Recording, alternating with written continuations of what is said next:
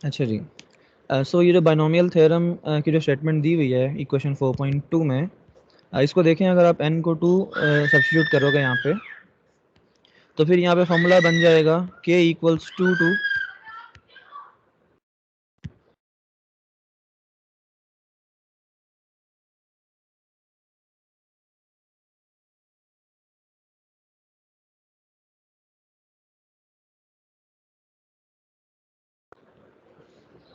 अच्छा, sir so आपकी अगर आवाज नहीं आ रही।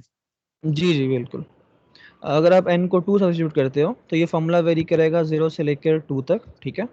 जब k को 0 पुट करोगे तो n c 0 x raise to power 0 y raise to power 2, तो फार्मूला आ जाएगा n c 0 हमेशा 1 होता है, सो 2 c 0 जब वो 1 होगा, x की पावर 0 वैनिश हो जाएगा, सिर्फ y की पावर 2 आएगा। सही है।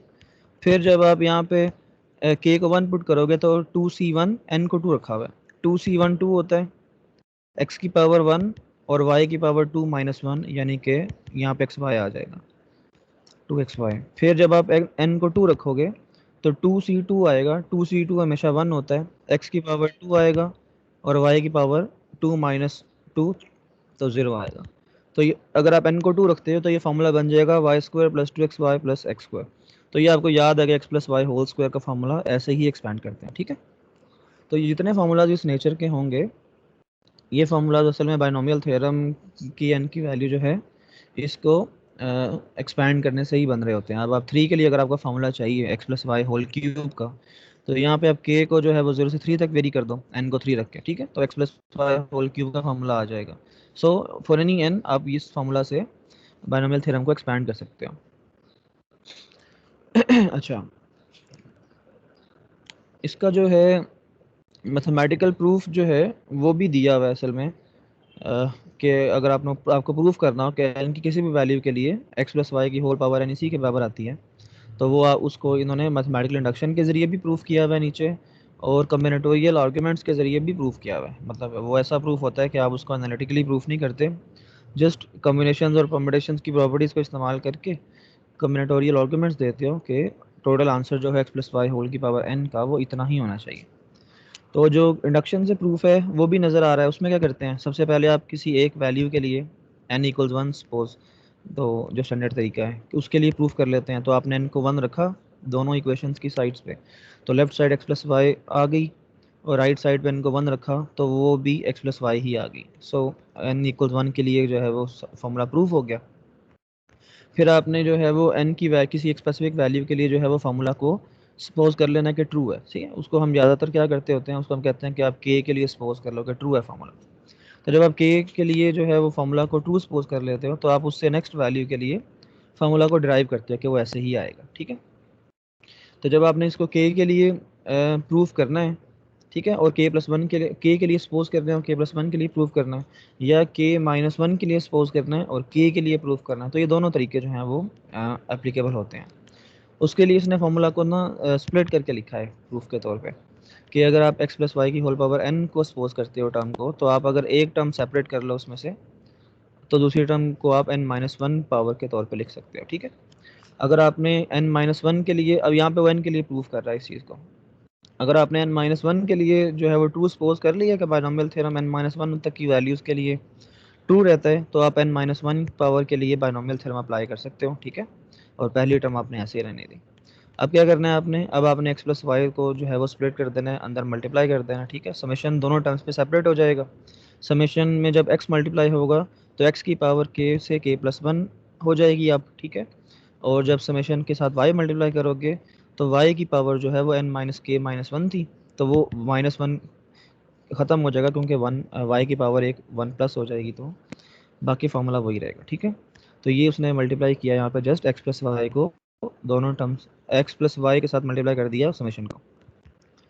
अब आप क्या करेंगे, अब उसने ये किया है कि जो है i को जो है वो k प्लस वन कर दिया, सीरीज़ को जो है वो उसने शिफ्ट कर दिया, ठीक है। ये हम कर सकते होते हैं सीरीज़ के लिए, और अगर आपने, मेरा ख्याल है कि बीएससी वगैरह में ट्रिक्स भी देखे हैं सीरीज़ को, अगर आपने सीरीज़ की जो चेंज करनी हो सीरीज़ की रेंज, तो वो आप कर सकते हो सब्स्टिट्यूशन के ज़रिए। तो उस फार्मूला को रीराइट किया उसने यहाँ पे कि आई को जो है वो k प्लस वन कर दिया, ठीक है। समेशन जो है वो उससे आई में चेंज हो जाएगा, और फ़ायदा क्या होगा कि दोनों समेशन जो हैं वो उनको आप फिर कंबाइन कर सकते हैं। तो वो दोनों फार्मूलाज जो हैं वो इस फॉर्म में आ गए, आई की फॉर्म में, और इंडेक्स भी जो है वो सारे के जो हैं वो आई में चेंज हो गए हैं। अब उसके बाद उसने ये किया है, हाँ यहाँ तक आ गया। उसके बाद अगर आप दोनों फार्मूलाज को देखो तो एक 1 से स्टार्ट हो रहा है और दूसरा 0 से स्टार्ट हो रहा है, ठीक है। तो उसने क्या किया, दोनों फार्मूलाज को 1 से स्टार्ट कर दिया ताकि समेशन कॉमन ले सके। तो उसके लिए जो 0 वाली टर्म थी पहले वाले सेकंड वाले समेशन में, उसको सेपरेट कर दिया।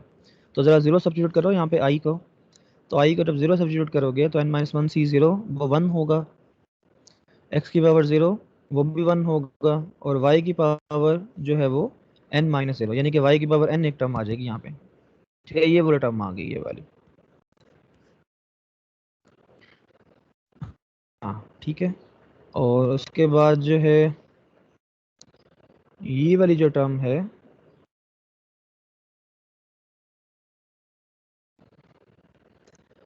दोनों सीरीज को उसने स्विच किया था ना, आई को k+1 से और आई को k से। तो ये जो जो फर्स्ट वाली सीरीज है ये भी जो है वो 0 से स्टार्ट होनी चाहिए थी। यहाँ पे देखो ये टाइपो है, इसको भी 0 से स्टार्ट करना है, ठीक है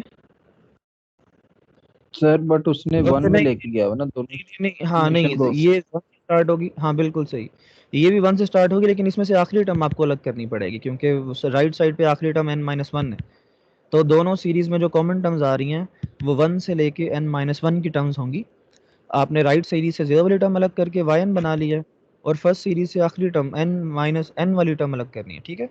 तो फर्स्ट सीरीज में जब n करोगे तो x की पावर n वाली टर्म अलग हो जाएगी, ठीक है, और बाकी n-1 तक की सीरीज वही रहेगी। यहाँ पे n दोनों, माइनस, हाँ जी हाँ जी, सर ये वाली समीशन समझा दें जो n से चेंज होके n-1 में गई है समीशन। इनसे चेंज होके n-1 में गई है राइट वाली सीरीज, जी जी, ये वाली, नहीं देखिए लेफ्ट इसमें लेफ्ट लेफ्ट लेफ्ट। लेफ्ट वाली, जी जो लेफ्ट वाली सीरीज है ना ये वाली, उसने कहा है कि आई को k+1 पुट कर दें यहाँ पे, ठीक है। तो अगर मैं i की जगह पे k+1 रखता हूँ तो इसका मतलब ये है कि k की जगह पे i-1 रखूंगा। तो k की जगह पे i-1 रखना है पूरी सीरीज में, तो k की जगह पे i-1 रखूंगा, तो यहाँ पे जो है वो i-1 इक्वल 0 हो जाएगा, यानी कि i इक्वल 1 हो जाएगा, ठीक है।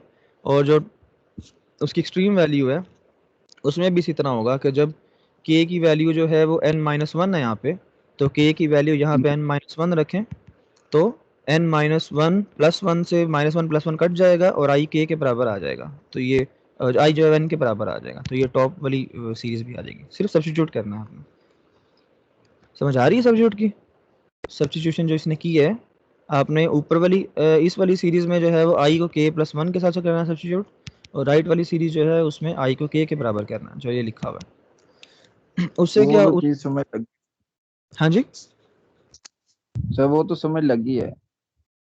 सही, ओके ओके। नेक्स्ट ये करना है कि ये पहली सीरीज है 1 से n तक बन जाएगी, सेकंड सीरीज 0 से n-1 तक बन जाएगी, ठीक है। तो फर्स्ट सीरीज में से nth टर्म अलग कर लो i इक्वल्स n के लिए, तो वो xn बन जाएगी। सेकंड सीरीज में से 0 वाली टर्म अलग कर लो तो वो yn बन जाएगी।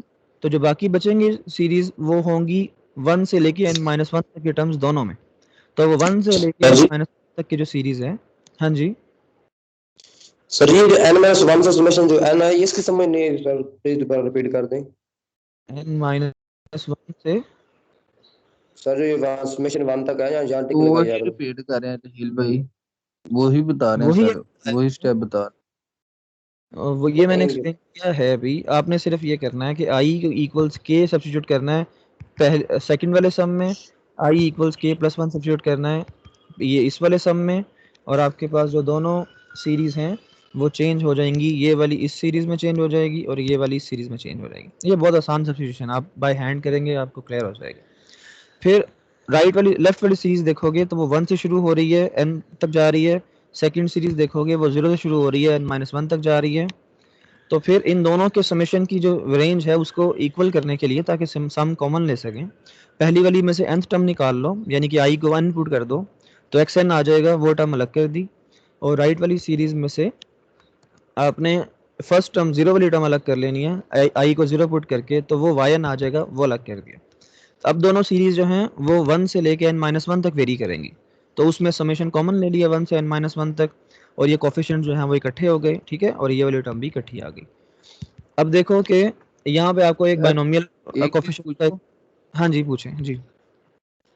जो हमने लेफ्ट वाली को उसे वेरी करवाया n-1 तक को, वो जो राइट है उसे i इज इक्वल टू 0, यही है ना? हाँ हाँ जी बिल्कुल। और लेकिन उसमें हम तो जीरो वाली वैल्यूज i की नहीं पुट करते आई की समीकरण ही पुट में कर रहे हैं जो। जी जी।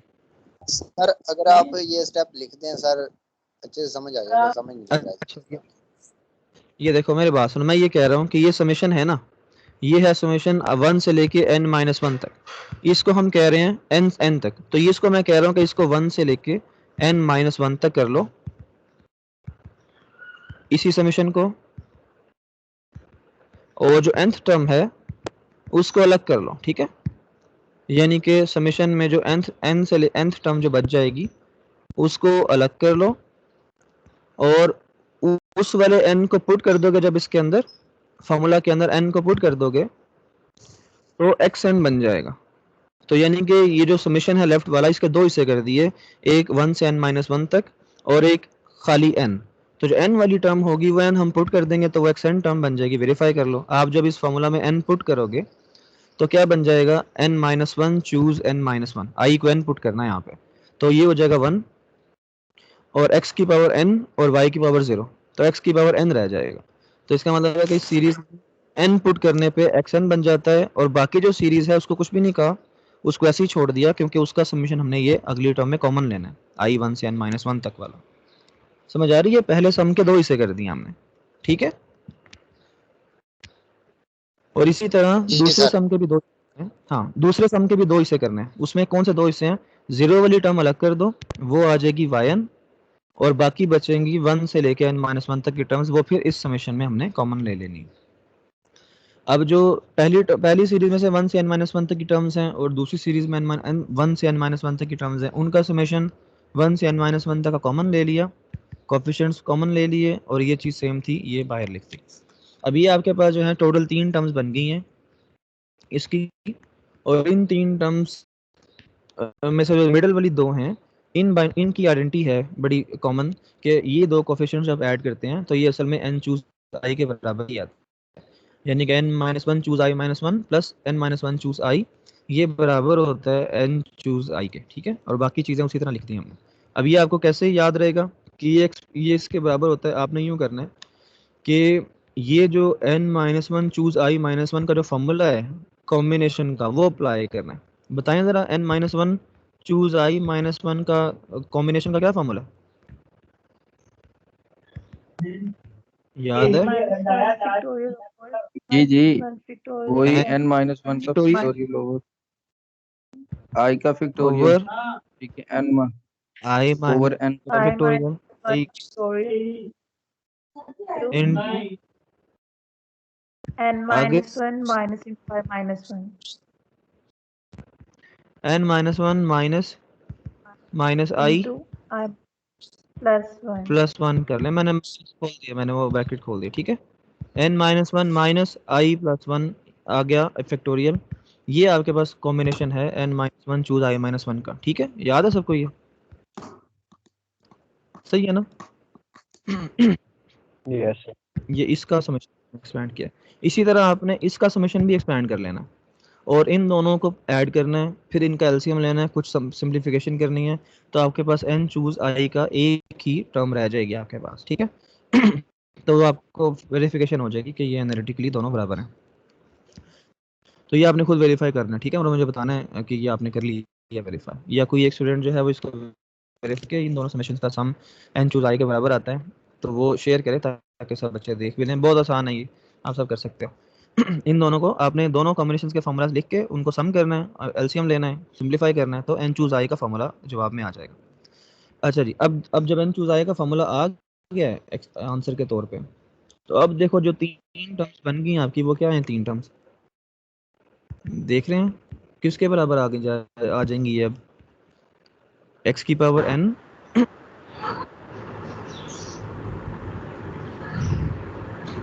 ठीक है,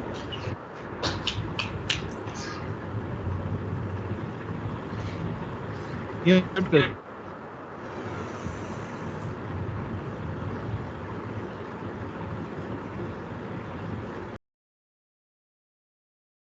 अच्छा, इन तीनों टर्म्स को अब आप एक ही सीरीज में लिख सकते हो, ठीक है। i इक्वल्स 1 से n-1 तक की टर्म्स ये हो जाएंगी। फिर i को अगर 0 पुट करते हो तो y की पावर n आ जाएगी, वो ये वाली टर्म हो जाएगी। और अगर आप x को 0 पुट i को n पुट करते हो, ठीक है, तो x की पावर n टर्म आ जाएगी और वो ये हो जाएगी, ठीक है। तो इसका मतलब है कि इन सारी सीरीज के टर्म्स को, इन तीनों टर्म्स को हम एक ही सीरीज में लिख सकते हैं कि i को नीचे लेफ्ट साइड पे जो है वो 0 तक ले जाओ ताकि ये वाली टर्म आ जाए, और आगे आगे n माइनस आई के बजाय जो है वो n तक ले जाओ। ये असल में ना n-1 है, ये जो n-i लिखा हुआ है ना, ये n-1 है। अच्छा, तो फिर n-1 से आप n तक ले जाओ तो आपके पास ये आखिरी टर्म भी आ जाएगी। तो अब ये सारी कंबाइन करके उसने ऐसे लिख दिया, ठीक है। और ये एक्चुअली क्या है? ये एक्चुअली क्या चीज़ है? ये एक्चुअली कॉम्बिनेशन का फार्मूला ही है, n x plus y whole की पावर n का जो फार्मूला प्रूव करना था, असल में ये वही है। ठीक है, तो इसमें आपने x प्लस वाई होल की पावर n पे डायरेक्ट बायनोमियल थ्योरम नहीं लगाया, आपने जस्ट n-1 जो पावर थी, यहाँ पे देखो, आपने जो n-1 पावर थी असल में उसके लिए बायनोमियल थ्योरम लगाया, n पावर के लिए नहीं लगाया, n पावर के लिए डिराइव किया, n-1 पावर के लिए सपोज किया था। तो n-1 तक की पावर जहाँ जहाँ आएंगी वहाँ तो आप बायनोमियल थ्योरम लगा सकते हैं, लेकिन n पावर जो है उसको बायनोमियल थ्योरम से नहीं एक्सपांड करना, उसको आपने डिराइव करना। तो आप देखें, आपने n-1 पावर के लिए बायनोमियल थ्योरम जो है वो अप्लाई किया, और nth पावर के लिए ये वाली आपने बायनोमियल थ्योरम डिराइव किया, तो ये आ गया, ठीक है। ये प्रूफ हो गया कि ये इसके बराबर ही है। एक और उसका तरीका भी है, और वो बड़ा ही इंटरेस्टिंग तरीका है, और जिसने ये तरीका समझ लिया कि ऐसे हो सकता है, आप समझ लो कि आपने कॉम्बिनेशंस और परम्यूटेशंस को सही तरीके से समझ लिया, ठीक है। और ये सेकंड ऑल्टरनेटिव मेथड क्या है बायनोमियल थ्योरम को प्रूव करने का? हम कहते हैं कि बायनोमियल थ्योरम में जो टोटल पावर है वो n होती है, ना, x प्लस वाई की पावर n। तो x प्लस वाई की पावर n होने का मतलब ये है कि x प्लस वाई के n फैक्टर्स मल्टीप्लाई हो रहे हैं, ये पहला फैक्टर,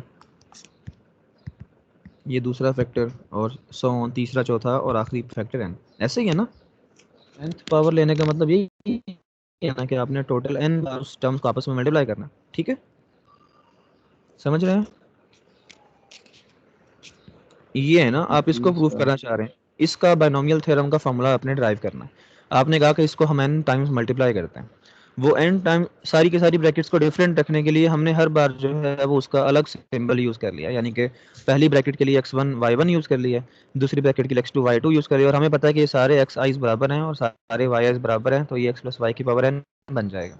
अभी हमने लिखने के लिए हमें पता चले कि हम कौन सी ब्रैकेट यूज़ करने वाले हैं किसी टाइम, तो हमने नाम रख लिया कि फर्स्ट ब्रैकेट में एक्स आई वाई आई को 1 रखा है, सेकंड ब्रैकेट में उसको 2 रखा है, और nth ब्रैकेट में इसको n रखा है, ताकि पता चले कि ये कौन सी ब्रैकेट से हम अभी टर्म उठाएंगे जब अभी मल्टीप्लाई करते हैं।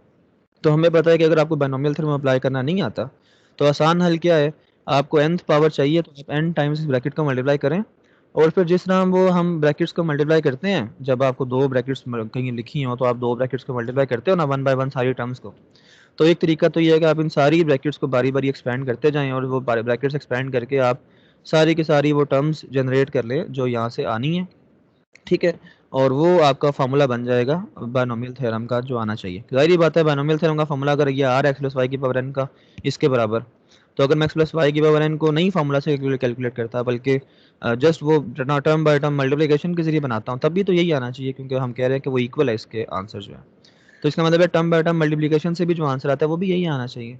तो हम कहते हैं टर्म बाय टर्म से हम देखें अगर, तो यहाँ से मुझे बताएं कि ये n ब्रैकेट्स हैं, हर ब्रैकेट में 2 टर्म्स हैं, तो n बाय टर्म मल्टीप्लिकेशन से टोटल कितनी टर्म्स जवाब में आएंगी? कोई बता सकता है यहाँ से?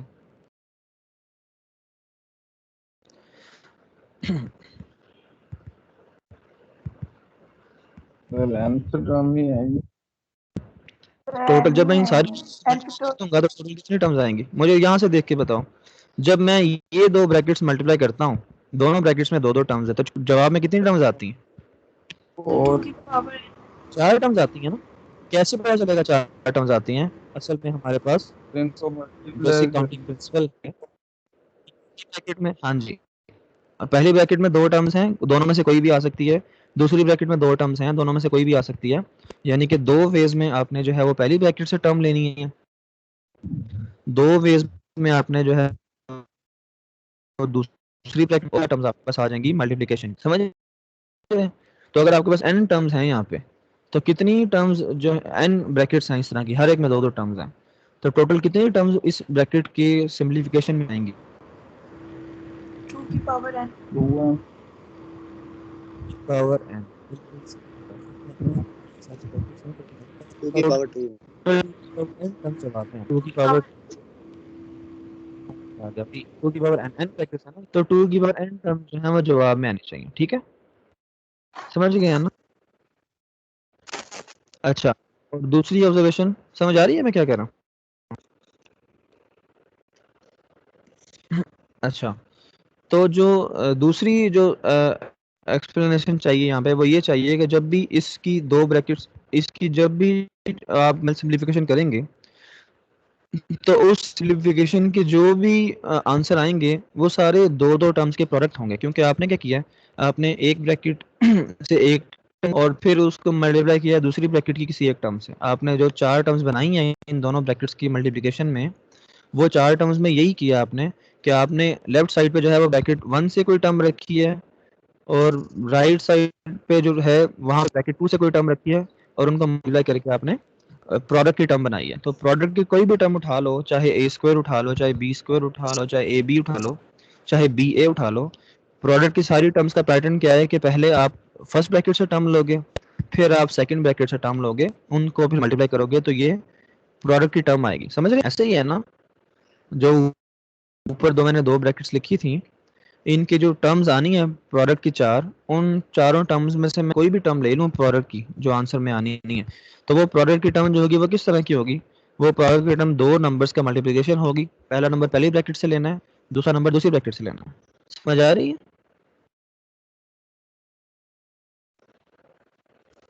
कुछ समझ आ रहा है मैं क्या कह रहा हूँ? जी सर। यस सर, आ रही है। ओके, और अगर मैं तीन टर्म्स यहाँ पे तीन ब्रैकेट से मल्टीप्लाई करता a plus b whole cube की, ठीक है, तो तब भी ऐसे ही होता कि अगर मैं इस प्रोडक्ट की कोई भी टर्म उठाता तो वो असल में तीन नंबर्स का प्रोडक्ट होती। उसमें से पहला नंबर जो है वो ब्रैकेट 1 से आता, दूसरा नंबर ब्रैकेट 2 से आता और तीसरा नंबर ब्रैकेट 3 से आता, ठीक है। यानी कि आपने जब इस तरह की ब्रैकेट्स को मल्टीप्लाई करना है तो जो जवाब आएगा वो जवाब की टर्म्स जो होंगी वो असल में ऐसी टर्म्स होंगी कि उनमें हर ब्रैकेट से एक टर्म मल्टीप्लाई हो रही होगी। ऐसा नहीं होगा कि प्रोडक्ट के टर्म के जवाब में आए और वो असल में तीन टर्म्स का तीन ब्रैकेट्स का प्रोडक्ट था और जो जवाब में टर्म आई है वो कोई ऐसी टर्म मिल गई है जिसमें से तीन टर्म्स का नहीं हो रहा। मिसाल के तौर पे a होल क्यूब और मैं कहूँगा उसके फार्मूला में ए, ऐसा हो सकता है a प्लस बी के क्यूब के फार्मूला में ए स्क्वायर जवाब में आ जाए, कोई एक टर्म ए स्क्वायर के बराबर आ जाए, हो सकता है ऐसे? No sir. A plus B के क्यूब में ए स्क्वायर टर्म आती है कभी कभी हो सकती है ये टर्म? नहीं सर 2 की पावर 2 और हो 2 सकती, सेपरेट क्योंकि ए स्क्वायर ये एट मोस्ट दो टर्म के प्रोडक्ट, जबकि ए प्लस बी में आपको तीन टर्म्स के प्रोडक्ट आएंगे और वो हर ब्रैकेट से एक टर्म लोगे तो तीन तीन टर्म्स के प्रोडक्ट आएंगे। तो ए स्क्वायर तीन टर्म्स का प्रोडक्ट नहीं है, दो टर्म्स का प्रोडक्ट है। ए स्क्वायर अगर आ रहा है तो साथ बी होना चाहिए, साथ में ए होना चाहिए, तब ये तीन टर्म्स का प्रोडक्ट। इसका मतलब है कि जब इसको मल्टीप्लाई करते हैं तो जवाब में जो टर्म्स आती हैं वो हर ब्रैकेट में से एक टर्म मल्टीप्लाई हो रही होती है उसमें। अगर आपने गौर किया तो ये ऑब्जर्वेशन पहले भी आपने ली होगी। अब वो कहता है कि अब इस तरह से आप n टर्म्स को जब मल्टीप्लाई कर रहे हैं तो इसका मतलब है कि आपने हर ब्रैकेट में से एक टर्म चूज करनी है, यानी कि जो जवाब आना चाहिए वो असल में एक n का कोड होना चाहिए और उस n के कोड में जो ith टर्म है वो ith ब्रैकेट में से आएगी, पहली टर्म पहली ब्रैकेट में से आएगी, दूसरी टर्म दूसरी ब्रैकेट में से आएगी, तीसरी टर्म तीसरी ब्रैकेट में से आएगी, और अगर आप हर ब्रैकेट में से x ले रहे हो तो जवाब में जो है वो x की पावर n पहली टर्म आएगी आपके इस बायनोमियल थ्योरम की, ठीक है, जो कि एक एग्जांपल है कि भाई इस तरह की टर्म आती है बाकी इसके प्रोडक्ट के अंदर। तो ये इसका मतलब है कि हर जो ब्रैकेट आपने जब सॉल्व करनी, जब सारी ब्रैकेट्स मल्टीप्लाई कर देनी है तो जितनी टर्म्स आएंगी इसकी एक्सपेंशन में वो हर टर्म जो है वो उसके n कंपोनेंट्स होंगे असल में जिनको मल्टीप्लाई करके वो चीज़ बनाई हुई है। उसकी एग्जांपल के लिए उसने ये लिखा है यहाँ पे कि जो अगर दो ब्रैकेट्स को करते अच्छा, अब वो कहता है कि इस तरह के ब्रैकेट्स तो हमारे पास आ गई अब कि आपने इस तरह के ब्रैकेट्स को मल्टीप्लाई करके जो है वो बायनोमियल थ्योरम की एक्सपेंशन लेनी है। अब वो ये कहता है कि जो जितनी ये के टर्म्स हैं n टर्म्स का प्रोडक्ट है इन n टर्म्स के प्रोडक्ट के अंदर जो है वो हर प्रोडक्ट के अंदर या x पड़ा हुआ है या y पड़ा हुआ है, समझ आ रही है? ऐसे ही है ना, एक्स आई सारे, मैंने कहा था एक्स आई सारे बराबर हैं, 1 2 इसलिए लगाया सबस्क्रिप्ट में ताकि ये याद रहे कि भाई आप पहली ब्रैकेट में से टर्म ले रहे हो कि दूसरी ब्रैकेट में से। इसी तरह जो आखिरी जो टर्म है एक्स आएगा, इसी तरह जो आखिरी ब्रैकेट है उसमें ऐसे ही होगा, या एक्स आएगा या वाई, यानी कि हर या आपने वाई लेना। ठीक है, यहाँ तक क्लियर है? जब आप सारे ब्रैकेट तो हर ब्रैकेट में से या लोगे या वाई लोगे, यूं ही होगा ना। ठीक है, अब करने लगे इंसान को, और जब देंगे जो किसी बना मिलते हैं तो क्या करना है, तो हर याद लेना। ठीक है, क्लियर है? तो इसका मतलब है कि जो जवाब असल में इस तरह का होगा कि अगर वो के एन ब्रैकेट्स में के आर्बिट्ररी के के लिए अगर के ब्रैकेट्स में से आपने एक्स चूज किया है तो टोटल एक्स की पावर के हो जाएगी, और जिनमें से एक्स चूज नहीं किया उनमें से लाजमी वाई चूज किया होगा, तो जो एन ब्रैकेट्स में से बाकी बचेंगे सारे, वो सारे के सारे वाई होने चाहिए। तो वो कह रहा है कि इसका मतलब है कि टोटल आपने पावर एन चूज करनी है असल में, उसमें से आप देख लो कि कितने आपने के चूज किए हैं, बाकी जो है वो एन हो जाए, बाकी वाई हो जाएंगे। उसमें कितने आपने एक्स चूज किए हैं, अगर आपने के नंबर ऑफ एक्स चूज किए हैं तो इनको मल्टीप्लाई करेंगे तो एक्स की पावर के बन जाएगी, और बाकी अगर एक्स नहीं है तो वाई होंगे, तो सारे वाई मल्टीप्लाई होंगे तो एन माइनस के हो जाएंगे। इसका मतलब है कि आर्बिट्ररी टर्म जो है वो इस तरह की होगी कि अगर के नंबर ऑफ एक्स चूज किए हैं तो बाकी वाई होंगे, तो वो टर्म बन जाएगी एक्स की पावर के इंटू वाई की पावर एन माइनस के। इसका मतलब है कि ये आर्बिट्ररी टर्म है इस प्रोडक्ट। अब ये कितने वेज में इस तरह की टर्म बनाई जा सकती है, क्योंकि बहुत सारे प्रोडक्ट्स होंगे अलग अलग टाइम्स ही होंगे। अब टोटल नंबर ऑफ एक्स के चूज करने हैं तो वो पहली के में चूज कर लो या आखिरी के में से चूज कर लो या बीच बीच में से के चूज कर लो अलग अलग ब्रैकेट में से, तो इसका मतलब है कि अलग अलग तरीके होंगे के नंबर ऑफ एक्स चूज करने के। तो वो कितने हैं अब वो कॉम्बिनेशन इस्तेमाल करने लगा। वो कह रहा है कि टोटल एन ब्रैकेट्स में से के ब्रैकेट में से अगर आपने एक्स चूज करना है तो उसके लिए इतने नंबर ऑफ वेज होंगे एन चूज के, कि टोटल एन ब्रैकेट्स हैं उनमें से कितनी ब्रैकेट्स में से आपने एक्स चूज करने हैं। अगर आपने के ब्रैकेट्स में से एक्स चूज करने हैं तो वो एन में से के ब्रैकेट्स जो हैं वो कौन कौन सी हो सकती हैं, कितने वेज में चूज कर सकते हो, तो वो है एन चूज के। इसका मतलब है कि इसी टर्म को अगर मैं एन चूज के से मल्टीप्लाई कर दूं तो ये आपके पास बस टोटल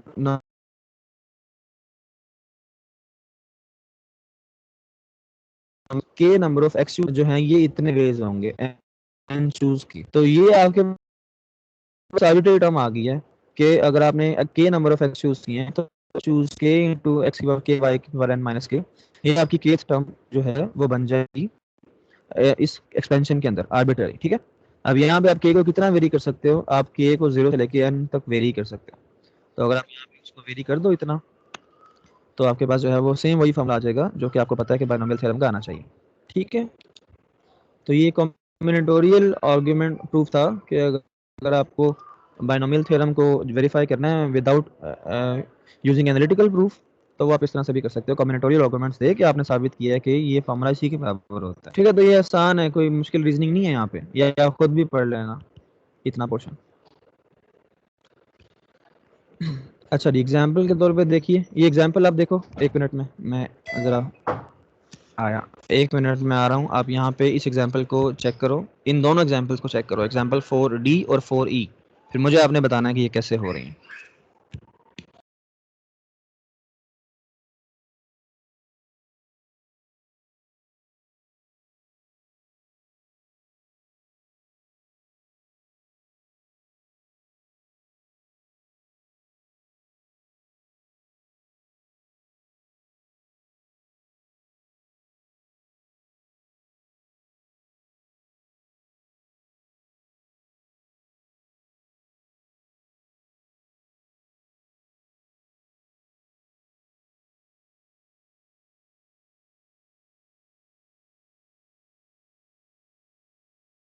सर ये 4D की तो समझ आ गई, 4E की समझ नहीं आई। 4D की समझ आ गई है, आपने क्वेश्चन की वैल्यू 3 रखी है और फॉर्मूला के को 0 से 3 तक वेरी किया है, आपके पास ये 4 टर्म्स आ जाएंगी और इनको सिंपलीफाई करके हो कॉम्बिनेशन के फार्मूला पुट करके तो ये बन जाएगा। और ई में क्या करना है, how many sir subsets are there of a set containing n element. हाँ जी सर इसमें हमने हाँ ऐसा जी लगाया तो 1 1 तो फिर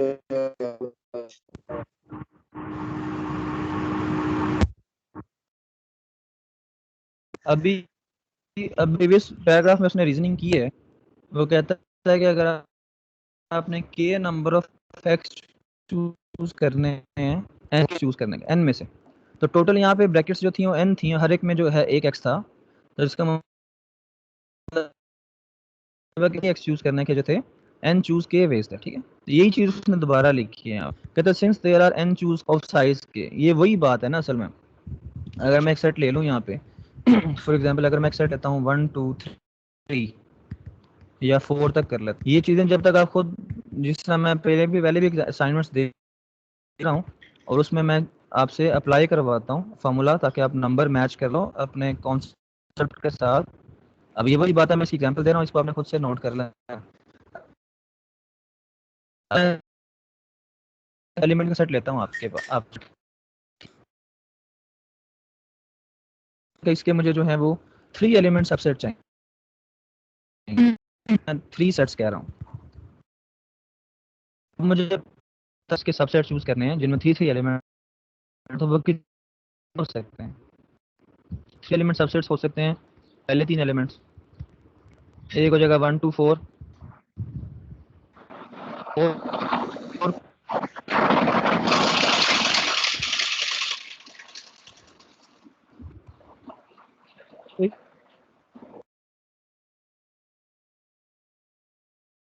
हाँ जी खदीजा, 3 एलिमेंट सबसेट लिख रहा हूँ मैं इसके ऊपर सेट के 3 एलिमेंट सबसेट लिख रहा हूँ नीचे, बताओ कौन से?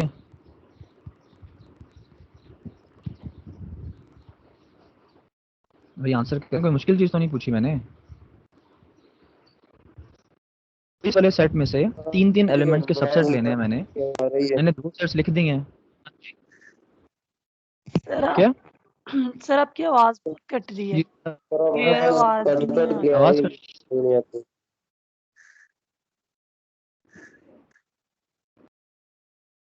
हाँ जी ओके, एक मिनट।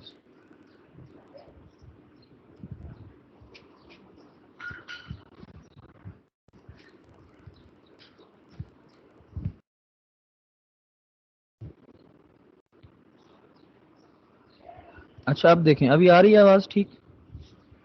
Yes sir. जी सर अभी सही आ रही है। ओके जी, अब देखें मैंने आपको 4 एलिमेंट्स का सेट दिए यहाँ पे, मतलब सपोज कर लो कि मैंने n = 4 रखा है, 4 एलिमेंट्स का एक सेट आपको मैंने दिया है। मैं आपसे कहता हूँ कि उसके 3 एलिमेंट सबसेट यानी कि 3 ऑर्डर के सबसेट उसके बनाओ। 2 मैंने बनाए हैं, आगे बनाए आप 3 एलिमेंट्स के सबसेट बनाएं। सर रेपिटेशन अलाउड है? नेक्स्ट क्या होगा? सर मैंने पूछा रेपिटेशन अलाउड है इसमें? नहीं रेपिटेशन नहीं अलाउड, 3 एलिमेंट्स के सबसेट चूज करना है। एक 1 2 3 हो गया, एक 2 1 2 4 एंड देन 2 तो 3 जी 4 1 3 4 और 2 3 4 2 3 2 4। 3 4। तो ये आपने क्या किया है, आपने इस सेट में से 3 एलिमेंट्स के सबसेट चूज किए हैं जो कि 4 बन गए हैं। अगर मुझे फॉर्मूला चाहिए हो कि क्या फॉर्मूला है जो मुझे नंबर ऑफ सबसेट देगा 3 एलिमेंट सबसेट, तो वो क्या होगा? 4 एलिमेंट के सेट में से 3 एलिमेंट के सबसेट कितने होते हैं, क्या फॉर्मूला होना चाहिए यहाँ पे? 4 जवाब आ रहा है, तो क्या फॉर्मूला होगा उसका? सर क्वेश्चन रिपीट करना। 4 एलिमेंट के सेट में से 3 एलिमेंट के टोटल नंबर ऑफ सबसेट्स कितने होते हैं? कॉम्बिनेशन वाला फॉर्मूला, हाँ जी सर कॉम्बिनेशन वाला फॉर्मूला लगेगा n factorial over r factorial into n minus r factorial. जी बिल्कुल ठीक, बिल्कुल सही। यानी कि 4c3 बनेगा ना जो मैंने लिखा है अभी, यानी कि 4 एलिमेंट के सेट में से 3 एलिमेंट्स के सबसेट चूज करने हैं, तो ये 4c3 बनेंगे। तो जो आपने बना के देख ली 4c3 का जवाब 4 के बराबर आता है, तो ये देख लो कि 4 ही बने हैं, ठीक है। अगर आपने यहाँ पे 4 एलिमेंट सबसेट के बजाय अगर आपने 3 एलिमेंट सबसेट बनाने होते तो वो कितने 3 एलिमेंट सबसेट बनाए हैं ना, 3 एलिमेंट सबसेट के बजाय आप 2 एलिमेंट सबसेट बनाते हो तो वो कितने बनते हैं? जल्दी से आंसर दीजिएगा इस बार। सर आपने 2 ही ये बनते हैं। हाँ अच्छा, बन गए हैं फिर। अगर इस 4 एलिमेंट के सेट फिर में क्या? से दो एलिमेंट सबसेट बनाता मैं, दो एलिमेंट्स के, यानी कि 1 2 1 3 1 4। और फिर 16 होता है 16। सर ना ना, फिर गलत। 4C2 4C2 बनते कितना होता है 4C2?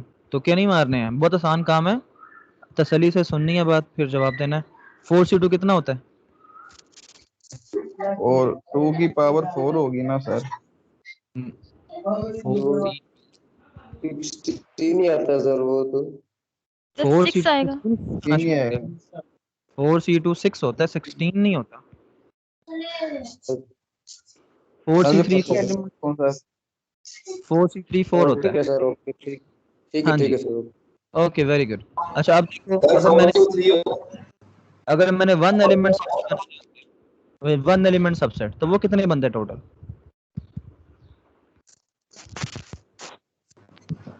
सर 4C1 देना तो आंसर 4 4C1 के बराबर आ जाता। और अगर मैंने 4 एलिमेंट सबसेट बनाने होते हैं, 4 एलिमेंट का सेट है और उसके 4 एलिमेंट सब सर के वो सबसेट एक ही बनाने बनना तो था, कितने बने? एक ही बनना था। वो भी एक ही बनेगा, तो यानी कि C4। सही है ना? अब मैं आपसे पूछूं कि 4 एलिमेंट का सेट दिया हुआ है, उसके ऑल पॉसिबल सबसेट बनाओ, तो ऑल पॉसिबल सबसेट कितने होंगे? या 1 एलिमेंट सबसेट होंगे, या 2 एलिमेंट सबसेट होंगे, या 3 एलिमेंट सबसेट होंगे, या 4 एलिमेंट सबसेट होंगे? अब 4 एलिमेंट के सेट में से मैं 5 एलिमेंट सबसेट तो नहीं बना सकता ना, समझ रहे हैं बात? yes, sir. तो अब जब आपको सारे एलिमेंट सबसेट चाहिए तो आप इन सबको ऐड करेंगे, ठीक है? अब हम मुझे ऐड करके बताओ सारे पॉसिबल सबसेट कितने बन रहे हैं 4 एलिमेंट के सेट के?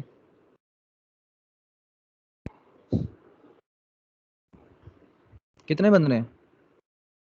अभी हमने अलग अलग काउंट किया ना, 1 element subset, 2 element subset, 3 element subset, 4 element subset, total कितने हो गए ये? 1 एलिमेंट सबसेट। Same. ये जो मैंने लिखे हैं ये कितने बन रहे हैं सर टोटल? से आपको मल्टीप्लाई कर देगा ना। ऐड हो, मल्टीप्लाई नहीं भाई, ऐड करना, ऐड। सर 15 होंगे। 15 होंगे। आंसर के तौर पे कितने आना चाहिए? जो ये उसने आंसर दिया जनरल, उसके हिसाब से कितना आना चाहिए था? सर इन 4 का समेशन। ये जो मैंने, जो आंसर आना चाहिए हमारा तो 15 आया है, जो आंसर आना चाहिए था वो क्या है? आंसर ये आना चाहिए था, यानी कि n को यहाँ पे जब मैं 4 रखूंगा तो ये आंसर आना चाहिए था। तो ये कितना आंसर बनता है ये, 16 है ना? तो हमने summation k is equal to 0 to 4 आ जाएगा हमारे पास। हमने एक देखो ना, मैं कह रहा हूँ कि n इक्वल्स 4 के लिए, n इक्वल्स 4 के लिए यहाँ पे आपका आंसर 2 की पावर 4 आना चाहिए था, ठीक है? यानी कि 16 जवाब आना चाहिए था। हमारा टोटल 15 आ रहा है, हमने एक सेट छोड़ दिया, हमने पॉसिबल सबसेट जो ले रहे हैं उसमें हमने एक सबसेट नहीं लिया। कौन सा नहीं लिया? देखो 1 एलिमेंट सबसेट ले लिए हैं, 4 एलिमेंट सबसेट ले लिए हैं, 3 एलिमेंट सबसेट ले लिए हैं, 2 एलिमेंट सबसेट ले लिए हैं, कौन सा नहीं लिया? सर 0 लेना था। एग्जैक्टली लेना था, क्यों नहीं लेना था? वो कौन सा सबसेट है 0 वाला? 0 एलिमेंट सबसेट हैं, 0 एलिमेंट सबसेट आने हैं, वो कौन से सेट हैं? 1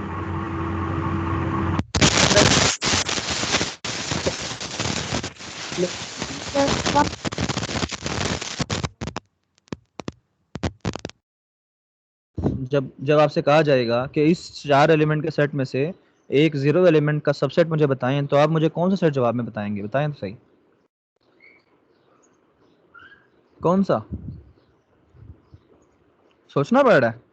अगर मैं आपसे कहूं 4 कि कॉम्बिनेशन 0 होता है। ओहो, ये कहाँ जा रहे हो आप लोग? अगर ये जो आपने मुझे बताया है 4C4 इक्वल्स 1, ये क्या था?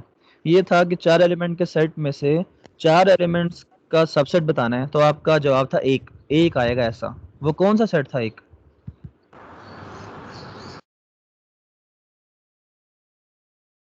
चार एलिमेंट के सेट, एम्प्टी सर, एम्प्टी। ये एम्प्टी किसका जवाब है भला? सर जो 4 एलिमेंट का बनाया हुआ सेटिंग के सबसेट्स निकालने हैं, इसमें सबसेट जो आएगा वो एम्प्टी आएगा एक। सर एम्प्टी नहीं आएगा। सर एम्प्टी आएगा वो 0 के लिए होगा, 0 एलिमेंट के लिए। ठीक है, लेकिन गलत जगह पे दे रहे हैं। सर एम्प्टी नहीं आएगा, सर एम्प्टी नहीं आएगा। एम्प्टी देखो, ऑल पॉसिबल सबसेट्स में एम्प्टी सेट भी आना चाहिए, तो वो काउंट तो करना ही है हमने। अभी मुझे तो ये समझ नहीं आई है जो मुझे मैंने लिखा है अभी तक, ये 4C2 4C3 4C4 और 4C1, अभी तो मुझे ये नहीं पता कि मैंने लिख तो दिया, ये आपको समझ ये भी नहीं आया मेरा ख्याल है अभी तक। तो मुझे जरा ये टर्म वेरीफाई करके बताओ, ये 4C4 = 1 है, ये क्या चीज है, इसका क्या मतलब है? समझते नहीं हो, बस सर ऐसे ही बता इसमें दो। सर इसमें ओरिजिनल सेट आ जाएगा 1 2 3 4 वाला, क्योंकि हम लोग जो कॉम्बिनेशन लेंगे तो ये आएगा 4 factorial over 4 factorial into 4 minus 4 factorial, और 0 फैक्टोरियल हमारे पास 1 के इक्वल होता है, और 4 फैक्टोरियल से 4 फैक्टोरियल कैंसिल तो 1 बच जाएगा, और ये हमारे पास ओरिजिनल सेट ही आ जाएगा जो ऑलरेडी था। हाँ, ये देखो, ये ओरिजिनल सेट कैसे आएगा कि आपका जो 4C4 है, इसका मतलब है कि 4 एलिमेंट के सेट में से 4 एलिमेंट्स का सबसेट चूज करना है। तो अगर आप नेचुरली सिंपलीफाई किए बगैर भी देखो तो 4 एलिमेंट के सेट में से नॉन ट्रिवियल 4 एलिमेंट का सबसेट वो खुद ही हो सकता है, उसके अलावा कोई और पॉसिबिलिटी नहीं है। समझ आ रही है बात की? तो इसका मतलब है इसका जवाब एक ही आएगा 1, और वो क्या है, वो इटसेल्फ सेट है जो आप बता रहे हैं, बिल्कुल सही जवाब। अब इसी तरह मुझे 4C1 का बताएं। 4C1 का मतलब है कि 4 एलिमेंट के सेट में से 1 एलिमेंट का सबसेट चूज करना है। कितने ऐसे सबसेट होंगे? 4 सबसेट सर होंगे। 4 बनेंगे। कौन सर कौन 4 ही से? बनेंगे। इस वो सबसेट कौन कौन से सर हैं? इसमें कॉम्बिनेशन का फॉर्मूला वो तो सर आंसर है ना, इसमें एक 1 4 है। सर कौन 1 कौन? 2 3 और 4। सर हाँ, एक सिंगल। सबसेट 1 आएगा, फिर उसके बाद 2 आएगा, फिर 3 आएगा, फिर 4, सारे सिंगल सेट्स आएंगे। 4 सिंगलटन सबसेट सबसेट 4 आने हैं इसके, 1 2 3 4 के अलग अलग सिंगलटन सबसेट 4 आने हैं। ये वो 4 सबसेट्स हैं 4 एलिमेंट्स के 1 एलिमेंट सबसेट। इसी तरह 4 के 2 एलिमेंट सबसेट 6 आएंगे, और 4 के 3 एलिमेंट सबसेट 4 आएंगे। तो मैंने कहा कि आप 6 + 4 + 4 + 1 को ऐड करोगे तो 15 बनता है, जबकि जवाब 16 आना चाहिए था। कौन सा सबसेट मिस हो गया था? तो उसका जवाब था सर 4C0। Empty set. हाँ, बिल्कुल सही। आपने 1 एलिमेंट सबसेट ले लिए हैं, 2 एलिमेंट सबसेट ले लिए हैं, तो फाई जो हम कहते हैं हर एलिमेंट का, हर सबसेट, हर सेट का सबसेट है, तो वो यहाँ फिर ऑल पॉसिबल सबसेट्स में कहाँ से आएगा? तो वो आप कहेंगे कि हमने 0 एलिमेंट का सबसेट लिया है और उसका जवाब 1 नहीं आता है, क्योंकि वो एक ही ऐसा सबसेट है जिसमें कोई एलिमेंट नहीं होगा। सही है, तो वो 4C0 के तौर पे 1 जो है वो जवाब में आएगा। वो जब इसमें ऐड करोगे तो टोटल 16 हो जाएंगे आपके, और ये 16 ऑल पॉसिबल सबसेट्स होते हैं किसी भी सेट के जिसमें 4 एलिमेंट हो। तो ये अगर 4 एलिमेंट के सबसेट्स जो है वो 16 बनते हैं 2 की पावर 4 के हिसाब से, तो n एलिमेंट के पॉसिबल सबसेट्स कितने होंगे? उसमें हमने कहा कि हमने, क्योंकि n एलिमेंट्स का जो सेट है उसमें से हमारी मर्जी है हमने कितनी लेंथ का सबसेट लेना है। हम 0 लेंथ का सबसेट लें, फिर हम 1 लेंथ का सबसेट लें, फिर हम 2 लेंथ का सबसेट लें, और एट द एंड हम n के n सारे एलिमेंट्स ले लें, फिर उसका सबसेट लें, और उन सारे बाइनोमियल कोएफिशिएंट्स को ऐड कर दें, तो जो भी जवाब आएगा वो हमारा total possible number of subsets आ जाएगा n एलिमेंट सेट के। अब इसको सिंप्लीफाई करने के लिए हमने ये चीज़ इस्तेमाल किया। ये कैसे आ गया? सारे बाइनोमियल कोएफिशिएंट ऐड करने हैं, यहाँ तक तो हमें पता है, लेकिन इसका जवाब जो है ये राइट साइड पे कैसे हमने लिया? ये यहाँ पे क्या इस्तेमाल किया? ठीक है, लेफ्ट साइड तो क्लियर है ना। ऑल पॉसिबल सबसेट कितने होने चाहिए, ये मैंने ब्रैकेट लगा दिया। जिस तरह हमने अभी 4 के लिए सम किया, हमने वो चारों बाइनोमियल कोएफिशिएंट ऐड किए हैं, पांचों 0 से लेके 4 तक। तो अगर n करना है तो आप 0 से n तक ऐड करो सारे बाइनोमियल कोएफिशिएंट, तो वो n एलिमेंट सेट के सारे सबसेट्स आ जाएंगे। ठीक है, क्लियर है ये? अब इसका जवाब कैसे निकालना, ये सारे बाइनोमियल कोएफिशिएंट सम कैसे करने हैं, कौन बता रहा है कैसे किए?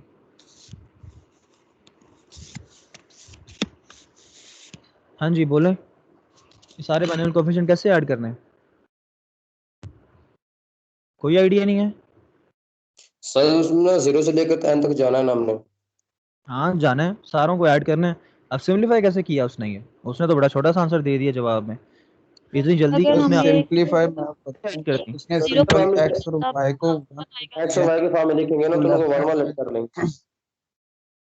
एक्स और वाई को क्या सर किया? जब हम इसको 0 के साथ करेंगे, वन पुट सर किया हम बाइनोमियल कोएफिशिएंट्स ले रहे हैं ना, तो बाइनोमियल में हमारे पास ये होता है कि फर्स्ट हाँ वाली जी, पुट करेंगे बाइनोमियल में 0 2 तभी एलिमेंट्स 1 होते दे हैं देगा, और लास्ट वाली पुट करेंगे तभी 1 दे देगा। सही हो गया, सही हो गया। इसका मतलब है कि बाइनोमियल थ्योरम इस्तेमाल करें जो अभी उसने दिया है, और उसमें क्या होगा, अगर मैं जो मैंने प्रीवियस एग्जांपल लिया ना 4D वाली, 4D एग्जांपल में हम क्या करते हैं, x प्लस वाई को जो है वो 1 पुट कर देते हैं, तो वो क्या हो जाएगा, 1 प्लस वाई का क्यूब जो है 1 प्लस 1 का क्यूब वो बराबर आ जाएगा। और राइट साइड पे जो टर्म्स थी उसमें सारे x प्लस वाई जो है सारे 1 हो गए, तो सारे के सारे x और y 1 करने से इसका जवाब कितना आएगा, इसका जवाब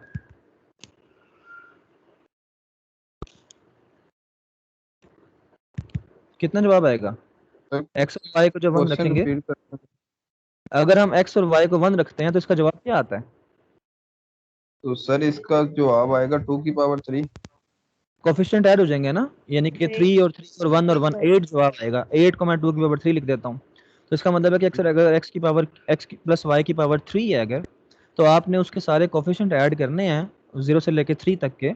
तो फिर आप यूं करें कि सारे के सारे x प्लस बाइनोमियल थ्योरम में x और y को 1 रखते हैं, सारी टर्म्स को ऐड करोगे, x और y वैनिश हो जाएंगे 1 रखने की वजह से, और सिर्फ बाइनोमियल कोफिशिएंट ऐड हो जाएंगे। ठीक है, तो बाइनोमियल कोफिशिएंट यहाँ पे थे ना, ये 1 था, ये 3 था, ये 3 था और ये 1 था, तो ये जो 8 जवाब आया ये सिर्फ बाइनोमियल कोफिशिएंट को सम करके आया, यूं ही है। तो इसका मतलब है कि अगर आप बाइनोमियल थ्योरम के अंदर बाइनोमियल कोफिशिएंट्स को ऐड करना चाहते हो तो x और y को जस्ट 1 रख दो, तो बाइनोमियल कोफिशिएंट ऐड हो जाएंगे, क्योंकि x और y तो मल्टीप्लाई होने हैं, वो 1 हो जाएगा तो मल्टीप्लिकेशन में वो वैनिश हो जाएंगे, तो बाकी जो भी उससे कोफिशिएंट होंगे। ठीक है तो लेकिन ये सर यहाँ पे तो कह रहा है कि वो सबसेट पूछ रहा है, ठीक है वो तो बात तो वही है ना, सबसेट कितने होते हैं, तो पहले आपने अलग अलग निकाला, 1 एलिमेंट सबसेट इतने होते हैं, 2 एलिमेंट इतने होते हैं, 3 एलिमेंट इतने होते हैं, तो ऑल पॉसिबल कितने होते हैं उन सबको ऐड कर दो। उन सबको जब आपने ऐड ठीक किया है। तो वो आपने बाइनोमियल थ्योरम इस्तेमाल किया, x और y को 1 रखा वहाँ पे, तो जवाब क्या आया 2 की पावर n। अगर आपके पास n एलिमेंट का सेट है, उसके ऑल पॉसिबल सबसेट कितने हो सकते हैं, अलग अलग लेंथ के सारे सबसेट्स को ऐड किया, नंबर ऑफ सबसेट्स को, तो वो आपके पास जवाब आ गया। ठीक हो गया, याद रहेगा ये बाइनोमियल थ्योरम और इसका यूज जो हमने किया यहाँ पे। जी सर। अगर मैं आपसे पूछता जी कि सर। बाइनोमियल, और अगर मैं आपसे पूछूं ये कि हाउ मेनी जो है, how many non empty subsets are there of a set of n elements, तो वो कितने होंगे? सर 15 होंगे। एक कम कर देना आपने, ठीक हो गया, बिल्कुल सही, क्योंकि वो जो 0 एलिमेंट सबसेट था वो आपने निकाल देना है और इस बार आपने समेशन को 1 से शुरू करना है, तो ये कोई रॉकेट साइंस नहीं है। चलो जी, अब आप आ जाओ मेन चीज़ के ऊपर जो था मल्टीनोमियल कोफिशिएंट्स। और मल्टीनोमियल कोफिशिएंट्स को असल में हम अप्लाई पहले ही कर चुके हैं, हमने ये फॉर्मूला देखा था, कहाँ पे देखा था, कौन बता रहा है? जिसने असाइनमेंट्स खुद किए हैं वो बता सकता है ये। तो परमुटेशन कॉम्बिनेटोरिक्स में देखा। ये फॉर्मूला आपने कहाँ देखा था? सर असाइनमेंट के क्वेश्चंस में था ये, उसमें कुछ वो जो बुक्स वाला आ रहा था ना, उसमें हाँ। था कि अगर पी और है सर वो एक क्वेश्चन आपने जो एग्जांपल ड्यूरिंग क्लास करवाई थी उसमें भी था PEPPER वाला। सर ये क्वेश्चन नंबर ना असाइनमेंट नंबर 3 पे है क्वेश्चन में जिसमें रिपीटिंग आ जाती है। हाँ जी हाँ जी हाँ जी, ये था रेपिटेशन वाला, बिल्कुल अभी जो आंसर दिया वो ज़्यादा बेहतर है। जिस क्वेश्चन में हमारे पास आइडेंटिटी स्टेप्स आती है और उसमें हमने रेपिटेशन खत्म करनी होती है, तो उन क्वेश्चन में हमने ये बाइनोमियल कोएफिशिएंट इस्तेमाल किया इस तरह रेपिटेशन को खत्म करने के लिए। ठीक है, तो अभी हम इसका क्या करने वाले हैं, अभी हम इसका ज़्यादा इंटरेस्टिंग करने वाले हैं। एक कॉन्सेप्ट, आपकी आवाज कट के आ रही है। अभी अभी आपको आवाज़ ठीक नहीं आ रही है? अभी मेरी सिग्नल स्ट्रेंथ तो फुल है। सर आपकी एक दफा फिर वो जब आप बोल रहे होते हैं तो थोड़ी देर के लिए वाइनिश हो जाती है आवाज़। जी सर जी सर। ओहो यार, ये समझ नहीं लगती आप। नेटवर्क का थोड़ा इश्यू है ये। अच्छा नहीं, मुझे 1 मिनट दीजिए, मैं चेक कर लूँ।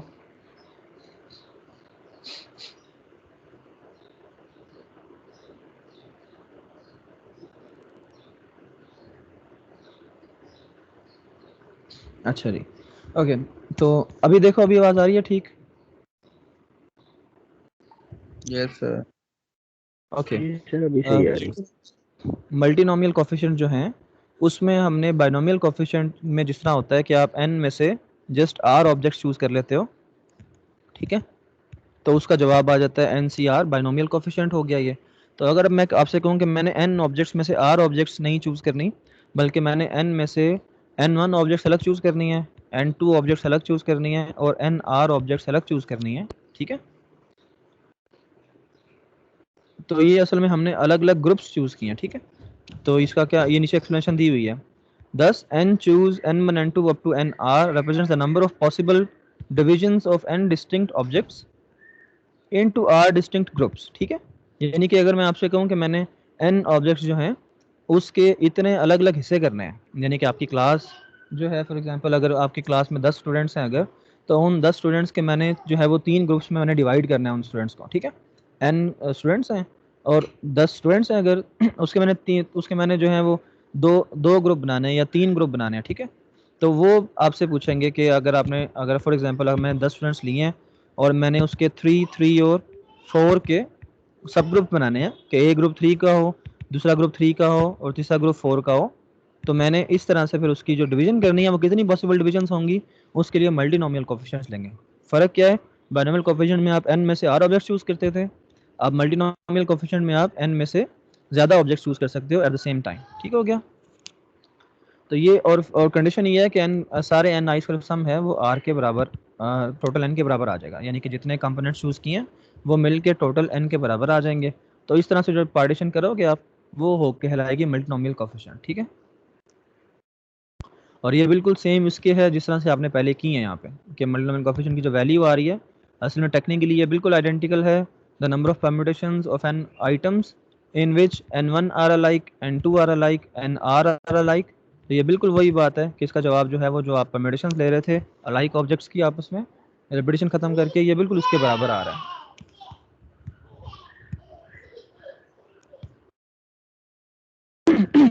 अच्छा जी, चलें जी, ये फार्मूला याद रखना है आपने, फार्मूला की वैल्यू जो है वो इसके बराबर है, ये पहले ही आपने देखा हुआ है। बाइनोमियल मल्टीनोमियल कोफिशिएंट की रिप्रेजेंटेशन बाइनोमियल कोफिशिएंट ही है, लेकिन जो नीचे वाली टर्म आती है उसमें कॉमा के साथ सेपरेट कर देना है अलग अलग ग्रुप्स को अलग अलग वैल्यू से। एग्जाम्पल के तौर पे देखें, अप्लाई करते हैं इसको और बस। Okay, a police department in a small city consist of 10 officers. ठीक है, टोटल आपके पास 10 ऑफिसर्स हैं। Department policy is to have 5 officers at patrolling, 2 officers working full time at the station, 3 officers reserve at the station। ठीक है, तो ये total कितने हो गए 5, 7 और 10 कंप्लीट हो गए। ठीक है, now how many different divisions are possible. तो वही क्वेश्चन है ना कि आपके पास 10 ऑब्जेक्ट्स हैं और उसके आपने इतने इतने के ग्रुप बनाने हैं। तो आपके पास 10 ऑफिसर हैं, 5 की ड्यूटी जो है पेट्रोलिंग पे लगानी है, 2 की ड्यूटी जो है वो फुल टाइम स्टेशन पे लगानी है और 3 की ड्यूटी रिजर्व ऑफिसर्स के तौर पे लगानी है। तो कितने पॉसिबल डिविजन्स पॉसिबल हैं आप देख लो, 10 टोटल ऑफिसर्स हैं और ये जो है वो रेपिटेशन है उनकी ड्यूटी की नेचर के हिसाब से।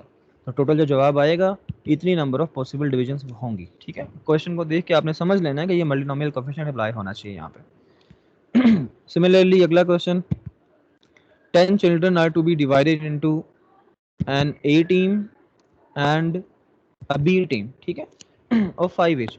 तो आपने 10 चिल्ड्रंस की 2 टीमें बनानी है, एक टीम ए के तौर पे और दूसरी टीम बी के तौर पे।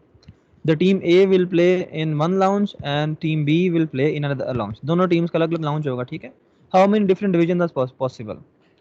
तो ज़रा मुझे बताएं आपके 2 टीम्स आपने बना दी हैं 10 बच्चों की। ठीक है, तो दोनों की यानी कि 5-5 स्टूडेंट्स की जो है ना वो 2 टीमें बन जाएंगी, 5-5 बच्चों की 2 टीमें बन जाएंगी। ठीक है, तो कितना बाइनोमियल मल्टीनोमियल थ्योरम के मुताबिक तो है वो तो यही आ जाएगा ना कि 10 फैक्टोरियल डिवाइडेड बाय 5 फैक्टोरियल की 2 टीम्स हैं, तो ये 5 फैक्टोरियल इंटू 5 फैक्टोरियल, तो ये 252 डिविजन्स आ जाएंगी अगर आपने 10 बच्चों की 2 टीम्स बनानी है।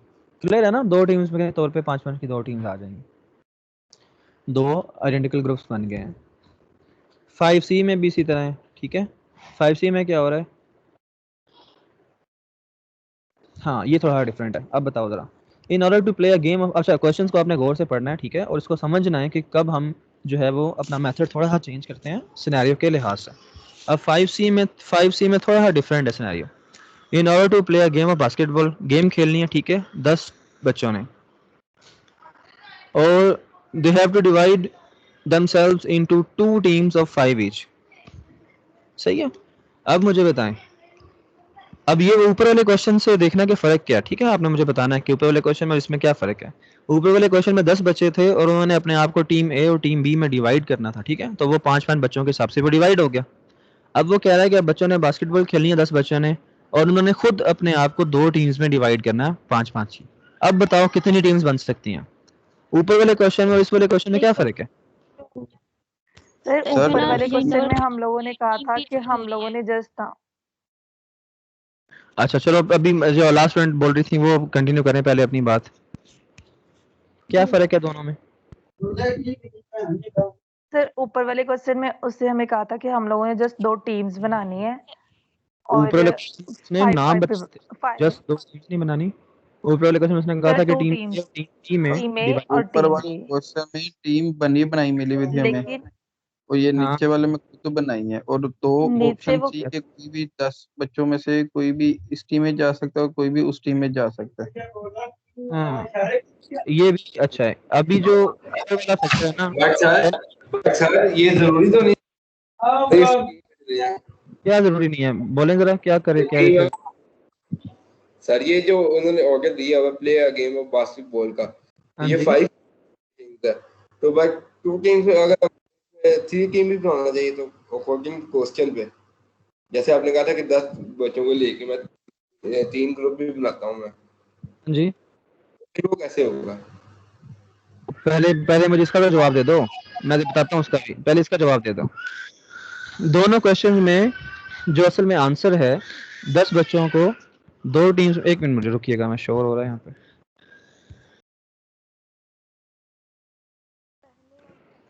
अच्छा 10 बच्चों को 2 टीम्स में जब डिवाइड करना है आपने, तो सबसे बेसिक आंसर तो यही है 5 बच्चों की 2 टीम्स बनानी है 10 में से। तो पहला बेसिक आंसर तो यही है कि 10 factorial divided by 5 factorial square, तो ये हो गया 10 बच्चों की यूज है ना 5 कि यहाँ पे देखो ना 10 बच्चों की 2 2 5 टीम्स बनानी है, 2 टीम्स यानी हो रिपीट हो सकती हाँ जी 2 टीम्स में क्या हो सकता है? ये देखो ना मेरी बात सुने, मैं बता रहा हूँ। जब आपको जब ये कहा जा रहा है कि 10 टीम, आपको आवाज आ रही है ठीक? और जब आपसे ये कहा जाता है कि 10 स्टूडेंट्स की 2 टीम्स बनानी है 5-5 की, तो पहला आंसर तो ये कंप्लीट है कि 10 factorial divided by 5 factorial square आपका जो आंसर होगा ये 10 बच्चों की 5-5 की 2 टीम्स बना देगा, ठीक है। अब बाकी क्या फर्क है क्वेश्चन में? ऊपर वाले क्वेश्चन में था ये कि टीम्स जो हैं वो 2 हैं, एक टीम ए है और एक टीम बी है, जबकि दूसरे क्वेश्चन में आपने टीम्स के नाम नहीं रखे हैं, जस्ट आपको 2 अलग-अलग टीम्स के तौर पे अपने आंसर्स चाहिए, ठीक है। अब ज्यादा टीम्स किस क्वेश्चन में बन रही हैं, ऊपर वाले क्वेश्चन में कि नीचे वाले क्वेश्चन में?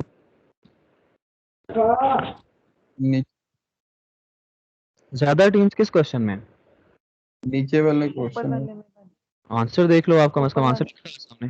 सर ऊपर वाले में बन रही है। क्वेश्चन में ज्यादा टीम्स क्यों बन रही हैं? काम तो वही है, 10 क्वेश्चन की 2 टीमें बनानी है 5-5 की, नीचे वाले में कम टीम्स हैं, ऊपर वाले में ज्यादा टीम्स हैं, सर क्योंकि ऊपर वाले में हम लोगों ने स्पेसिफाई कर दिया उनको। हाँ ऊपर वाले क्वेश्चन में आपने टीम का नाम रख दिया।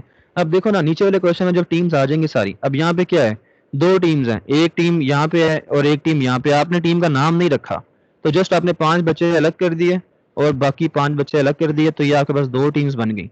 तो नीचे वाले क्वेश्चन में जब भी इस तरह की टीम बनेगी, ठीक है ऐसी ही होगी ना, 5 बच्चे अलग कर दिए 5 बच्चे अलग कर दिए, 2 टीम बन गई नीचे वाले क्वेश्चन में, सही है? समझ आ रही है? 2 टीम बन जाएंगी ना जब 5 बच्चे अलग अलग करोगे तो। लेकिन अब क्या होगा, अब आप, मेरी मर्जी है, अब मैं इसका नाम ए रख दूं और इसका नाम बी रख दूं टीम का, या मैं इस टीम का नाम ए रख दूं और उस वाली का बी रख दूं, 2 अलग अलग तरीके नहीं हो गए फिर तो। समझ आ रही है बात? तो नीचे वाले क्वेश्चन में जितनी टीम्स बन रही हैं 2-2, अगर मैं हर एक का नाम अपनी मर्जी से या ए रख दूं या बी रख दूं, तो इसका मतलब ये सारी टीम्स डबल हो जाएंगी फिर, और ऊपर वाला आंसर आ जाएगा 126 का डबल कर दोगे 252।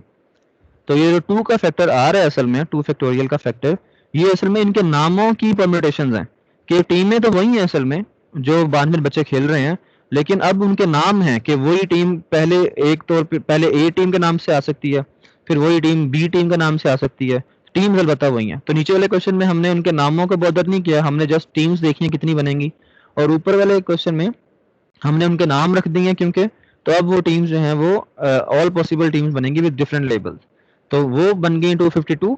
और जब नीचे हमने कहा कि उनके नाम हमने नहीं रखने हैं, कोई फर्क नहीं पड़ता उनके टीमों के नामों से, जस्ट 5-5 की डिवीजन कर दो, तो फिर हमने टोटल आंसर को हाफ कर दिया क्योंकि अब 2 टीमें हैं, क्योंकि तो वो कोई भी उनका नाम हो सकता है, टीम ए टीम बी, तो वो हमें फर्क नहीं पड़ता है, तो वो नाम तो डबल हो जाएंगे इस तरह से, फिर टीम्स जो है वो डबल बन रही हैं असल में अलग नामों से, ए और बी के हिसाब से। तो वो रेपिटेशन हमने जो है इनकी दो टीम्स के हिसाब से, दो टीम्स के जो दो नाम है ए और बी, उसके हिसाब से वो खत्म की है, ठीक है। तो उसके लिए हमने फिर अलग से डिवाइड किया उसको। सर अगर नाम नहीं रखे तो फिर तो पॉसिबिलिटी ज्यादा होनी चाहिए, इतने वो उनके लिए ज्यादा चांस हो गए ना, कोई भी किसी टीम में जा सकता है। नाम नहीं रखते तो फिर कम पॉसिबिलिटीज हो जाएंगी, क्योंकि कई टीम्स नाम ना रखने की वजह से हो जाएंगी जब आपने नाम से अलग अलग नहीं जी रखा सर, उनको। जैसे हम लोगों ने, हमारे पास 126 टीम्स बन गई हैं विदाउट नेम्स, तो अब ये हो सकता है कि जो टीम हम कह रहे हैं ए है उसको हम बी भी बोल सकते हैं और बी वाली को ए भी बोल सकते हैं, तो यही उन बात है ना, सेम डबल होगी। टीम्स के नेम इंटरचेंज हो सकते हैं। हाँ ये बात है जो मैं एक्सप्लेन कर रहा था कि जो टीम बना ली है आपने क्वेश्चन सेकंड क्वेश्चन में, उन्हीं टीम में जो ए थी उसका नाम बी रख दें और जो बी थी उसका नाम ए रख दें, तो ये सारी कॉम्बिनेशन नए बन जाएंगे, क्योंकि आपने तो अब अलग टीमें बना दी हैं दोबारा से। तो वो सिर्फ नाम चेंज करने से, टीमें वही थी, नाम चेंज करने से वो सारी टीम डबल हो गई हैं। तो देखो वो ऊपर वाले क्वेश्चन में यही हुआ है असल में, नाम रखने की वजह से टीम ज्यादा बन अब गई हैं, जब नाम इसमें फर्क यही है कि जिस जी जो जी कि बोलें। हमने पहले ए भी बोली भी थी और जो ए भी दोबारा बोली थी, तो वो डबल हो गई हैं। हाँ डबल हो गई हैं उनके नाम के कॉम्बिनेशन के रिस्पेक्ट से।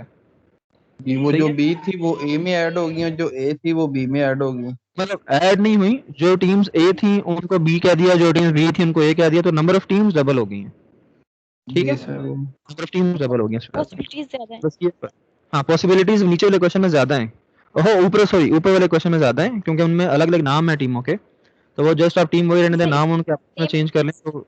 हाँ जी जी जी इसमें बोलें। नेम रखने की पॉसिबिलिटी ज्यादा है। हाँ जी नेम्स जो हैं उसी की वजह से है ना, वो नेम्स ज्यादा होने, नेम्स रख देने की वजह से पॉसिबिलिटी ज्यादा है ऊपर वाले क्वेश्चन में।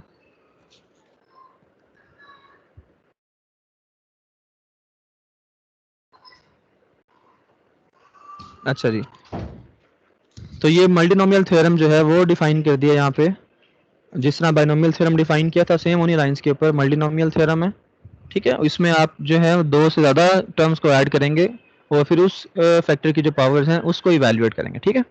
तो मल्टीनोमियल कोफिशिएंट को डिफाइन किया हुआ है और गौर से देखें, मुश्किल नहीं है। बाइनोमियल थ्योरम में दो टर्म्स होती थी ना, एक्स और वाई, से उसको बाय कहता था कि दो दो पॉसिबल वैल्यूज होती हैं हर ब्रैकेट में, वहाँ पे यहाँ पे हर ब्रैकेट में आपके पास आर पॉसिबल वैल्यूज है, ठीक है। तो ये मल्टीनोमियल है, यहीं पे आर को 2 रख दोगे तो ये बाइनोमियल बन जाएगा। तो अब आर, अब देखो x+1 x1 plus x2 up to x r की पावर है, तो इसको मल्टीनोमियल थ्योरम में जब लिखेंगे तो यहाँ पे हमारे पास हर ब्रैकेट में से आपने जो है वो ये एक्स आई चूज करना है, वो 1 से आर तक कुछ भी हो सकता है। तो मल्टीनोमियल कोएफिशिएंट में हम कहते हैं कि सपोज कर लो हम उसके आर ग्रुप्स बना रहे हैं, आर के आर ग्रुप्स बना रहे हैं अलग अलग, एन आर हर एक का ऑर्डर है n1 n2 nr। तो अगर ये n1 से nr तक का सम n बन जाता है अगर, तो फिर ये ग्रुप्स आपके इस तरह के बन जाएंगे, ठीक है, और उसका कोएफिशिएंट ये आ जाएगा। इसमें आपने जस्ट वैल्यूज रखनी है और आंसर चेक कर लेना, ये सारे पॉसिबल सबसेट्स आ जाएंगे फिर आर ऑर्डर के। अच्छा जी, अप्लाई करके दिखाया है इन्होंने यहाँ पे, ठीक है। एक क्वेश्चन कर लेते हैं यहाँ से। अच्छा जी, in the first round of knockout tournament, ठीक है, नॉकआउट टूर्नामेंट आपके पास उसमें 2 की पावर m प्लेयर्स हैं। 2 की पावर m क्यों रखा है? ताकि जो डिविजन है ना वो आसान हो जाए आपकी, 2 की पावर्स हैं तो डिवाइड करना आसान हो जाएगा। तो 2 की पावर m प्लेयर्स हैं और n players are divided into n over 2 pairs, ठीक है। यानी कि टोटल n पेयर्स जो हैं, जो कि n 2 की पावर m बनता है, those n pairs are divided into n over 2 pairs, यानी कि टोटल n टीमें थी तो हर एक, तो उनके दो दो के प्लेयर आपने डिवाइड कर दिया अलग अलग, n ओवर 2 पेयर्स आपके पास बन गए हैं। And with each of these pairs than playing a game, अब ये वो सारे पेयर्स जो हैं वो गेम खेलेंगे।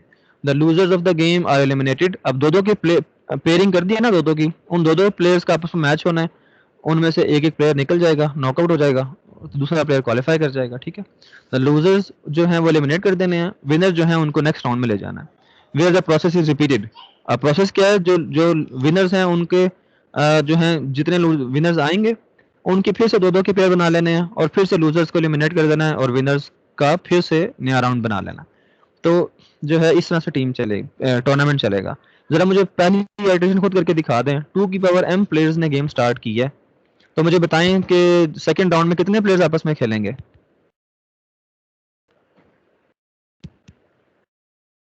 हाँ जी, 2 की पावर m प्लेयर्स है ना टोटल टूर्नामेंट में, तो इसके पेयर्स कितने बनेंगे पहले तो ये बता दें, पेयर्स कितने बने? 4 पेयर बनेंगे ना, 4 पेयर, 2 2 जा 4। 2 की पावर m का पूछ रहा हूँ। 2 की पावर m जो नंबर ऑफ प्लेयर्स हैं उसमें पेयर कितने बनेंगे जिन्होंने आपस में खेलना है, 2 2 प्लेयर्स? सर तो पेयर्स दोनों की बनाने कितने हैं तो 2 से डिवाइड कर दें, 2 से डिवाइड कर देना 2 से उसको, डिवाइड। क्योंकि 2 2 के पेयर बनाने हैं ना, 2 से डिवाइड कर दें तो इतने यस सर। पेयर, और इतने पेयर्स हैं और हर पेयर का आपस में मैच होना है और उसमें से एक जीतेगा एक हारेगा, जो हारेगा वो एलिमिनेट, जो जीतेगा वो नेक्स्ट राउंड में। तो नेक्स्ट राउंड में जो प्लेयर्स होंगे वो इतने होंगे टोटल, और जो टीमें होंगी वो फिर से 2 से डिवाइड करेंगे तो नेक्स्ट राउंड की टीम्स आ जाएंगी इतनी। समझ आ रही है बात की? 2m-2। हाँ 2m-2 नेक्स्ट सेकंड राउंड में जब टीमिंग होगी तो उसमें इतने पेयर बनेंगे 2m-2। पहले राउंड में 2m-1, दूसरे राउंड में 2m-2, तो इस तरह चलता जाएगा आगे। अच्छा अभी वैल्यूज रख के देख लेते हैं इसमें, ठीक है? ओके, तो अब वो कहता है कि टूर्नामेंट का तो हमने आपको बता दिया यहाँ तक कि टूर्नामेंट इस तरीके से खेलना है, यहाँ तक। Now suppose that we have a knockout tournament of 8 players. कहता है वो इस तरह का नॉकआउट टूर्नामेंट हमने 8 प्लेयर के साथ खेलना है। तो 8 प्लेयर जो हैं उसके लिए जो है वो आंसर आ जाएगा 2 की पावर 4, यानी कि 2 की पावर 4 प्लेयर जो हैं वो स्टार्ट में हमारे पास होंगे, हाँ सॉरी 2 की पावर 3 प्लेयर हमारे पास होंगे, ठीक है? 8 प्लेयर है ना? अब वो कहता है कि 8 प्लेयर हैं हमारे पास। How many possible outcomes are there for the initial round? Start वाले पहले राउंड की आपके पास टोटल कितनी जो हैं वो आउटकम्स आ सकती हैं, यानी कि आउटकम्स का मतलब है कि आपको पता होगा कि पहले राउंड में ये 8 प्लेयर थे, इनमें से इतने जीते हैं इतने हारे हैं। तो ये जो इन्फॉर्मेशन है पहले राउंड के, फिक्टोरियल आएगा, हाँ फिक्टोरियल आएगा वो, और इसमें रेपिटेशन रिमूव करने के लिए हम लोग मल्टीनोमियल वाला फॉर्मूला लगाएंगे। तो 2 फिक्टोरियल डॉट 2 फिक्टोरियल 8 टाइम्स थे तो 4 पेयर्स बनेंगे, तो हम लोग उसको 4 टाइम मल्टीप्लाई कर देंगे। हाँ अब डिवाइड ये, सॉरी, हाँ ये 4 टाइम्स जो आपने इसको डिवाइड किया है, इसको 2 फैक्टोरियल को डिवाइड मल्टीप्लाई किया असल में डिनोमिनेटर के अंदर, तो ये जो आंसर है ये आपको आंसर क्या बता रहा है? ये आंसर आपको बता रहा है कि आपके पास जो 8 प्लेयर थे, आपने 8 प्लेयर के 2 2 के अलग अलग ग्रुप्स बनाने हैं, और 2 2 के अलग अलग ग्रुप्स बना लेंगे तो आपके पास नंबर ऑफ वेज आ जाएंगे कि ये कितने वेज में ये ग्रुप्स बन सकते हैं। उतने वेज में इन 8 प्लेयर्स के आपस में आपने मैच करवाने हैं, और उन हर एक पेयर में से एक प्लेयर तो ऑब्वियसली फिर जीतेगा। तो ये आपके पास इतने नंबर ऑफ पेयर्स आ जाएंगे 2 2 के 8 टीमों के 8 प्लेयर्स के, ठीक है? तो 8 प्लेयर्स के 2 2 के जो पेयर आने हैं 4 पेयर्स बन जाएंगे ये। तो ये 4 पेयर्स कितने बनेंगे 8 प्लेयर्स में से? 8 फैक्टोरियल ओवर 2 रेज़ पावर 4। तो ये पहला काम आपने किया कि आपने जो है वो 8 को डिवाइड किया अपने पेयर्स के अंदर कि पहला pair, first pair, second pair, third pair और फोर्थ पेयर, ठीक हो गया? अब आप बताओ कि the number of pairings when there is no ordering of the 4 pairs, यानी कि अगर आपने इन 4 जो आपने टीमिंग कर दी है, इनकी अगर आपको नहीं चाहिए, ऑर्डरिंग नहीं चाहिए अगर आपको, यानी कि पहला पेयर, दूसरा पेयर, तीसरा पेयर, चौथा पेयर, ये नंबरिंग हुई है इनकी, अगर आपको इनकी नंबरिंग नहीं चाहिए, ठीक है? क्योंकि देखो ना, अगर आपके पास 4 टीमें बन गई हैं, 8 प्लेयर है ना, 2 2 की 4 टीमें बन गई हैं।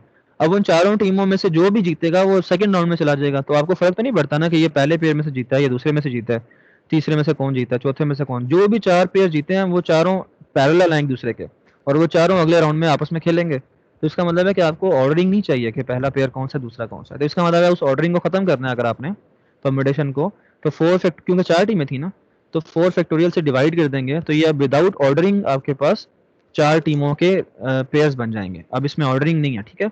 जस्ट 4 टीमों के आपके पास पेयर्स की इंफॉर्मेशन है कि 4 पेयर बना लिए आपने, ठीक है? अब आपको बताओ कि अब ये जो 4 पेयर आ गए हैं, अब इस 4 पेयर में से ऑप्शंस क्या हैं?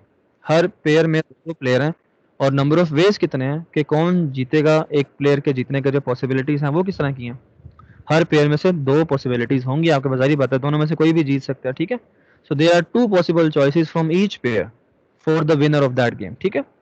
तो अगर हर पेयर में से 2 ऑप्शन हो उसके विनर की, तो इसका मतलब है कि 4 पेयर हैं, तो हर पेयर में से आपके पास एक 2 का फैक्टर मल्टीप्लाई होगा न्यूमरेटर में, जो आपको बताएगा कि इसका प्लेयर 1 जीता है या प्लेयर 2 जीता है, दोनों में से कोई भी हो सकता है। फिर इसी तरह सेकंड पेयर में से एक आउटकम आएगी 2 वेज में, थर्ड पेयर में से 2 वेज में आउटकम आएगी विनर की, और चौथे पेयर में से भी 2 वेज में विनर की आउटकम आएगी। तो न्यूमरेटर में 2 की पावर 4 मल्टीप्लाई हो जाएगा, जिससे आपको इन्फॉर्मेशन मिलेगी कि ये हर पेयर में से एक एक प्लेयर अब जीत चुका है। तो ये टोटल नंबर ऑफ वेज हैं जिसमें आपके पास फर्स्ट राउंड के रिजल्ट्स आए हैं, विनर्स की फॉर्म में। ठीक हो गया, तो इसको सिंप्लीफाई कर लिया उसने तो 8 फैक्टोरियल ओवर 4 फैक्टोरियल जवाब आ गया। तो ये आपके पास रिजल्ट्स हैं राउंड 1 के। ठीक हो गया, समझ आ रही है बात की? तो उसने दो स्टेप बाय स्टेप जो है वो अपना कंस्ट्रक्ट कर लिया आंसर। पहले उसने पेयर्स बनाए हैं, फिर उसने कहा कि नंबरिंग खत्म करो पेयर्स की, तो उसने 4 फैक्टोरियल से नंबरिंग खत्म किया डिवाइड। फिर उस हर पेयर में से दो ऑप्शंस लिए हैं कि हर पेयर में, क्योंकि दो ऑप्शंस हैं विनर की, हर पेयर में दो दो प्लेयर हैं, कोई भी जीत सकता है, दो दो वेज में विनर आएंगे। तो 4 ब्रैकेट्स में से 2 इंटू 2 इंटू 2 इंटू 2 करके चारों प्लेयर्स के चारों पेयर्स में से विनर की इन्फॉर्मेशन आ गई, उसको मल्टीप्लाई कर दी आंसर से। इसका दूसरा तरीका भी हो सकता था जी सर, हो सकता है। हाँ, दूसरा तरीका जो है वो भी उसने एक्सप्लेन किया है। उससे ये होगा कि आप अपनी जो कम्बिनेटोरियल आर्गुमेंट्स है उसको स्ट्रॉन्ग कर सकते हो ऑल्टरनेटिव तरीके से सोच के। दूसरा तरीका क्या है, अनदर वे, वो मैं यहाँ पे अलग से करता हूँ। ये another way is that there are 8 choose 4 possible choices of 4 winners.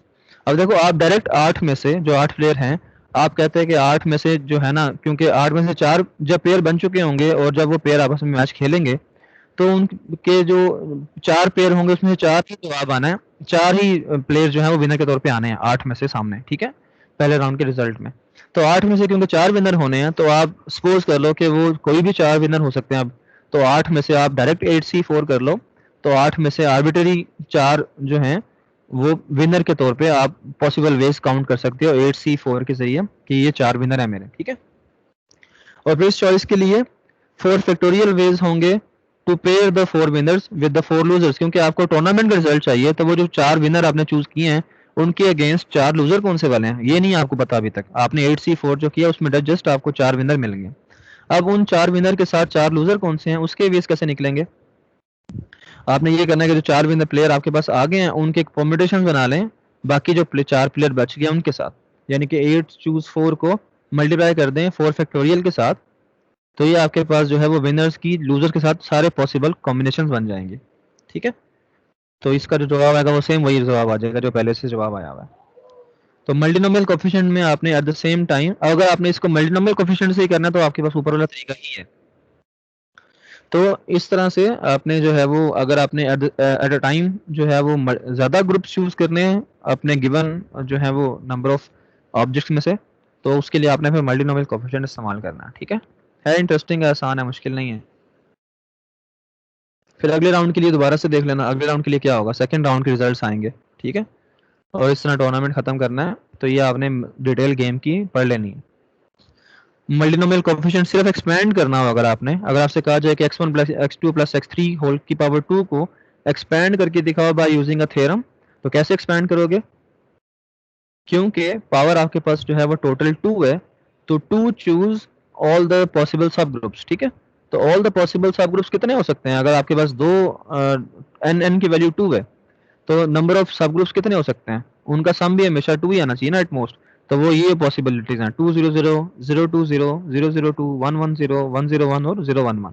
तो ये टोटल पॉसिबल दो के अलग अलग ग्रुप्स बन सकते हैं। तो जब पॉपुलेशन ही 2 की है आपके पास, तो फिर उस 2 में से आप कितने कितने के ग्रुप बना सकते हो। जब ऑब्जेक्ट्स ही 2 हैं और उसके ग्रुप 3 बनाने हैं, क्योंकि यहाँ पे 3 मल्टीनोमियल कोएफिशिएंट और 3 टर्म्स का सम है, तो अगर आपने 2 ऑब्जेक्ट्स के 3 के ग्रुप बनाने हैं तो यही पॉसिबल ग्रुप्स हैं। ठीक है, ये नीचे बने हुए हैं 200 020 002 और फिर 110 101 और 1011। और आपने ये वैल्यूज जो हैं ये आपने फिर उसमें x और y और x1 x2 x3 की पावर्स में रखनी है। मल्टीनोमियल कोएफिशिएंट की स्टेटमेंट देख लें वहां से, तो ये आपने वहां रखनी है, तो इसका मल्टीनोमियल कोएफिशिएंट का एक्सपेंशन आ जाएगी। ठीक है, तो ये बहुत सिंपल है। अच्छा जी, ओके ठीक है, अभी तक के लिए इतना ही है, सही है। मेडम का कोर्स भी यहीं तक है, तो आप कोई क्वेश्चन वगैरह हो तो पूछ लें, मुझे बताएं।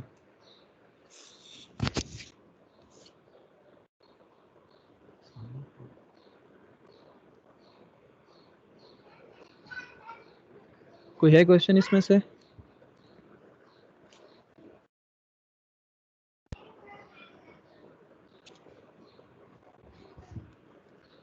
Hello, no sir. अच्छा ठीक है, समझ लगी है। हाँ इजी काम था। ठीक है, अब आपने सिर्फ ये है कि कुछ एग्जांपल्स जो हैं वो प्रैक्टिस के लिए, जो ये एग्जांपल्स दी हुई हैं इन्हीं को जस्ट आप वेरीफाई कर लें, ठीक है, और खुद से इनको प्रैक्टिस कर लें, इनके आंसर्स को मैच कर लें, तो आपकी प्रैक्टिस भी हो जाएगी इस तरह की, ठीक है। और मिड टर्म तक का कोर्स जो है वो यहीं तक हम इंशाल्लाह बनाएंगे। तो अभी फ़िलहाल जो है वो अभी ख़त्म करते हैं मीटिंग, ठीक है। कोई क्वेश्चन हो तो आप ग्रुप में बेशक पूछ लीजिए। सर वो असाइनमेंट क्विज वाले क्वेश्चन जरा एक्सप्लेन कर दें प्लीज। इस वाला क्वेश्चन अभी मुझे टाइम दें थोड़ा, क्योंकि मेरी अभी क्लास शुरू होगी अगली, तो आपको मैं सर क्लास ग्रुप में जो है वो शेयर कर दूंगा, ठीक है। Okay sir. ओके जी, ओके, चलिए ठीक है फिर, ओके, अल्लाह हाफिज़। अल्लाह हाफिज।